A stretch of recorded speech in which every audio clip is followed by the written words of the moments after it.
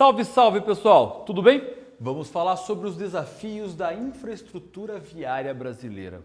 Nós temos um país de dimensões continentais e integrar todos esses pontos do espaço geográfico é fundamental para a integração da população brasileira e também para o transporte de mercadorias e de serviços para todos os cantos.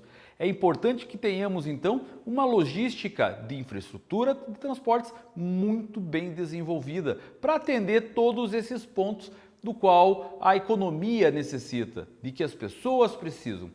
Mas não necessariamente é o que acontece. Nós temos grandes gargalos em todo esse sistema de logística no Brasil.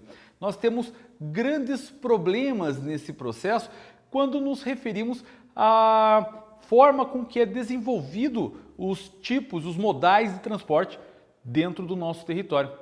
É importante lembrar que nós temos aí como principal base dos modais de transporte brasileiro o sistema ferroviário, o sistema rodoviário, o sistema hidroviário e o aeroviário.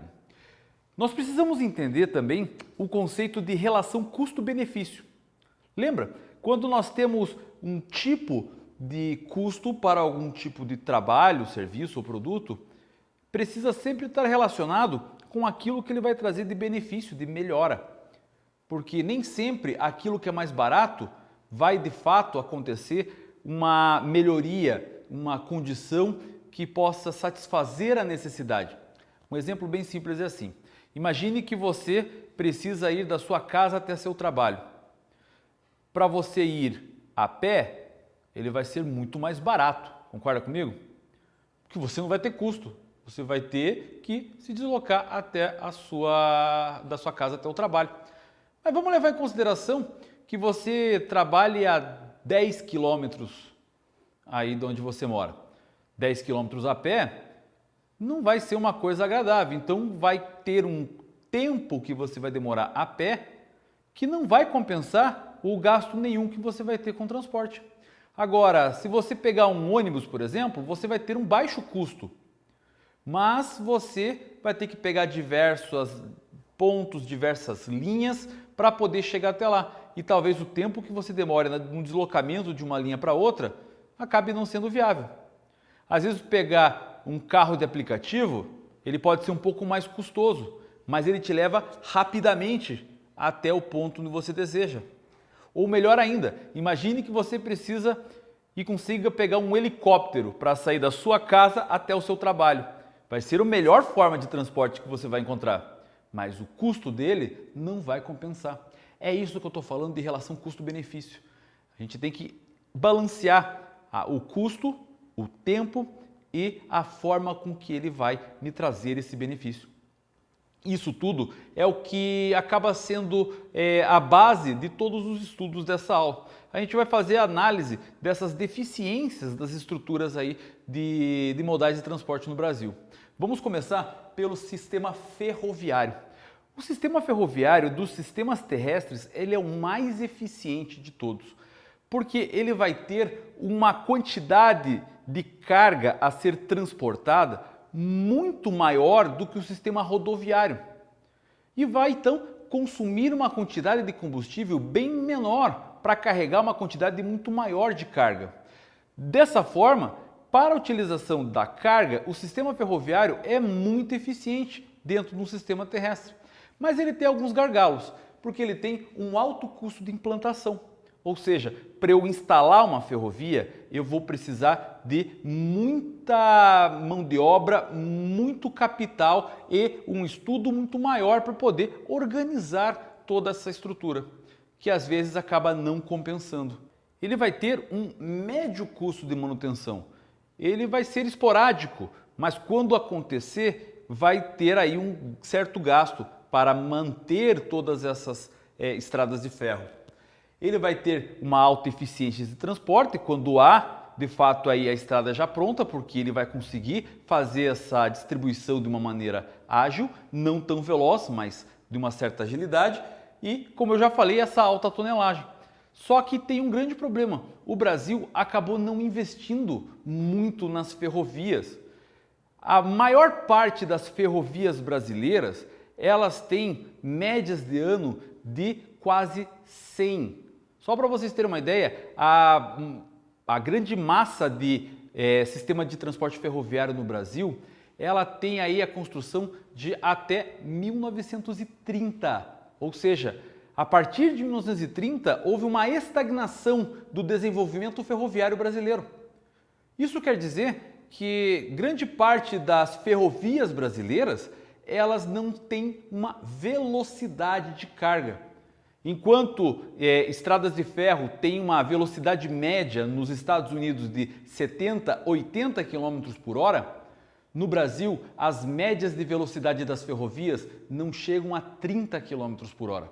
Para vocês terem então a ideia de que esse sistema ele ficou parado, que apesar de bastante eficiente, houve então uma preocupação e uma prioridade para outro sistema, que era muito mais fácil de ser implantado e que existia incentivo do governo e também a necessidade para a utilização como um viés econômico para incentivar o consumo, que é o sistema rodoviário.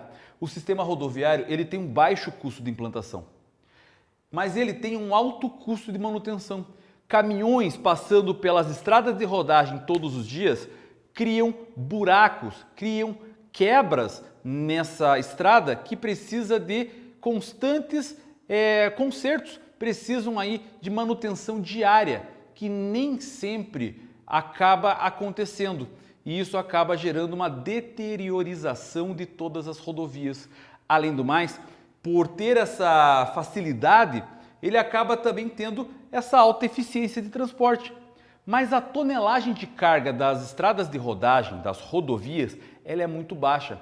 A quantidade que se carrega num caminhão e o combustível que acaba utilizando poderia carregar 10 vezes mais no sistema ferroviário e compensaria talvez esses altos custos de manutenção.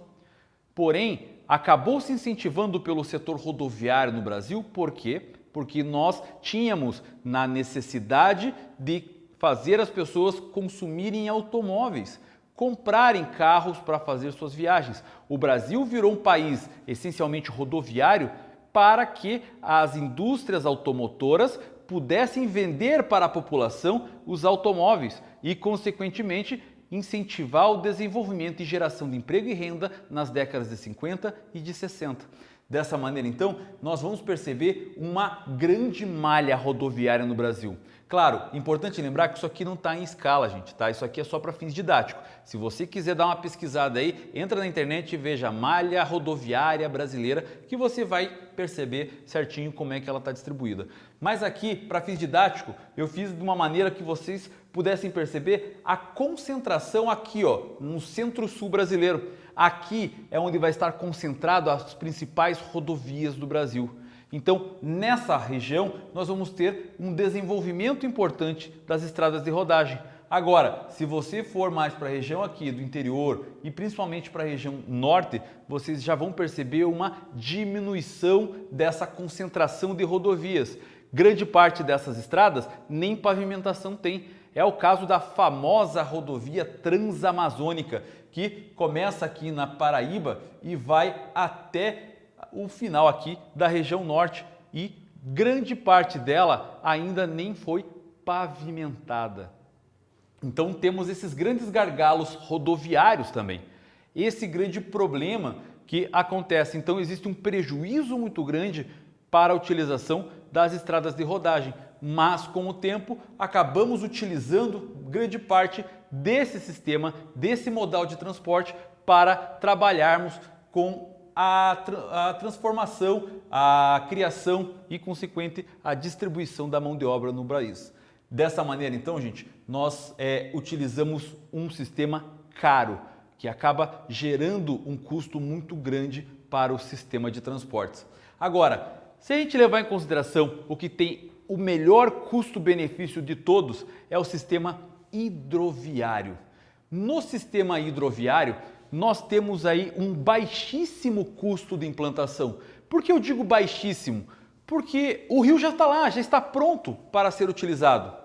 Então o que eu preciso é de uma infraestrutura portuária dentro dessas áreas de rio para poder fazer aí o transporte. Então fica uma balsa carregando uma quantidade enorme de carga. Então vai ter uma alta tonelagem de carga, ele vai conseguir carregar muitas toneladas para cada quantidade de combustível. Dessa maneira, então, ele vai ser muito eficiente. Vai ter uma menor agilidade? Ele vai ser mais lento nesse processo? Vai, mas fazendo esse planejamento acaba tendo esse grande custo aí, esse ganho do custo-benefício. E com isso, então, vai ter essa também baixa eficiência. Porque se a gente levar em consideração, ele só vai acontecer nos rios que conseguem ser navegáveis. É o exemplo aqui da região amazônica. Toda essa parte aqui em rosa, vocês vão perceber que são os trechos navegáveis dos rios. Então eu coloquei aqui para vocês justamente essa situação. Fora esse, nós temos diversos outros rios aqui, que não são propícios para a navegação.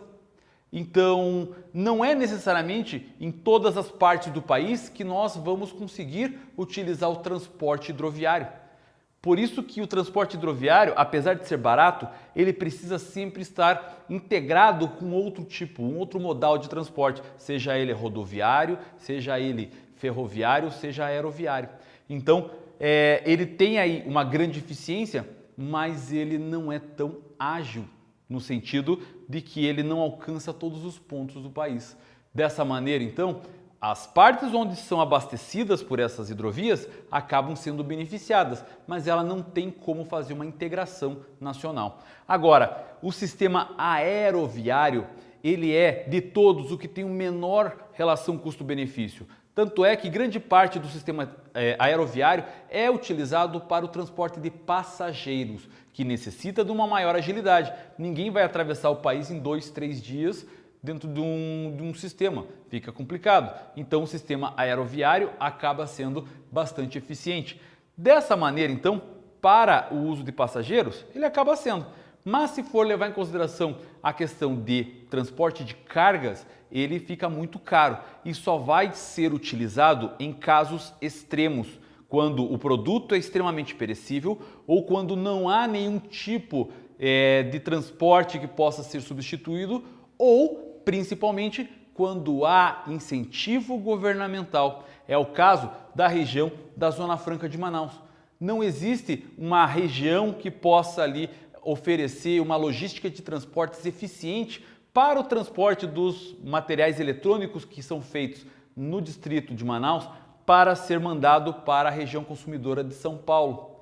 Dessa maneira, para que seja eficiente, foi aí incentivado os industriais pelo governo por benefícios aí na concessão de tributos, vai diminuir os impostos que são cobrados e com isso o custo do transporte aeroviário desse material fica eficiente, acaba compensando para aí o transporte ser bastante desenvolvido e, consequentemente, a indústria não ter problemas aí de prejuízo. Dessa maneira, nós temos então a utilização do sistema aeroviário com um alto custo de implantação, um alto custo de manutenção, uma alta eficiência de transporte, mas uma baixa tonelagem de carga, mas que acaba compensando tudo se eu tenho esse incentivo fiscal. Dessa maneira, nós vimos aqui os desafios e as características dos modais de transporte no Brasil. Eu espero que você tenha entendido essa aula e tenha gostado. Muito obrigado por ter assistido ela até aqui. Tchau!